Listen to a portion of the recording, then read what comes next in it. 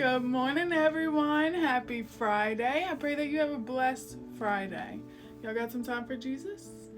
Today we're going to read one of my favorite Psalms, a little piece of it. So we're going to be in Psalm 23, 1 through 3. And it says, "The Lord is my shepherd. I have all that I need.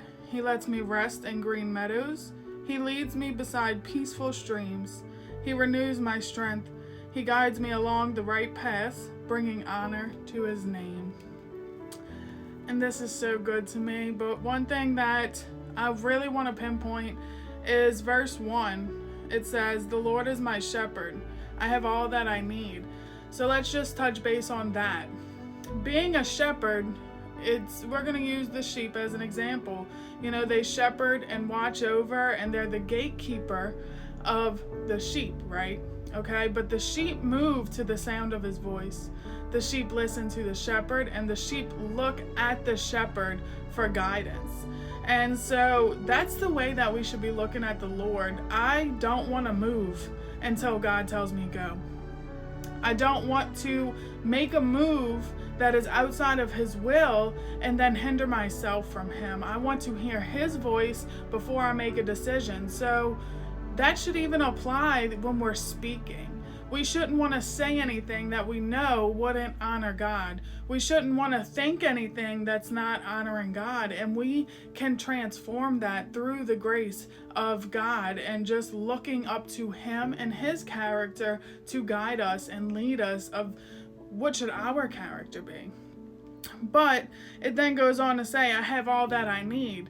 So this is the point that I really want to pinpoint. In God, we have all that we could ever need. We have everything. If you have nothing else in life but you have God, you have all that you need. And all we have to focus on is our relationship with him, and he will worry about everything else. Of course, we're in partnership with God, so we have to do our part. You know, we have to have the faith. We have to be obedient. We have to have the desire to change out of our old skin and walk into the new creation that he created us to be. But with him, we're able. With him, we can do those things. And we do have to practice self-control and self-discipline in these things, but that's a fruit of the Spirit. So therefore, that's a piece of his character as well. And when we look up to these things and, you know, we look up to God and to do these things, we have all that we need.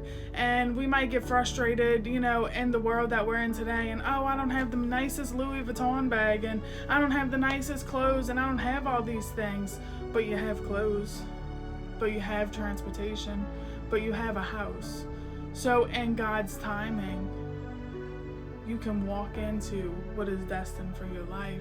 And if we stay in God's will, we can have all the desires of our heart as long as it's in place with his will.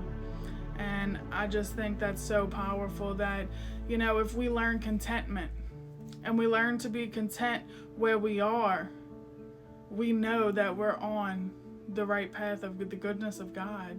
And that is so powerful to me. We have all we could ever want and need in God.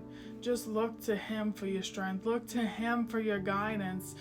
Honor him in all that you do. And I promise you, you will see blessings in tenfold, even in the suffering. Y'all have a blessed Friday.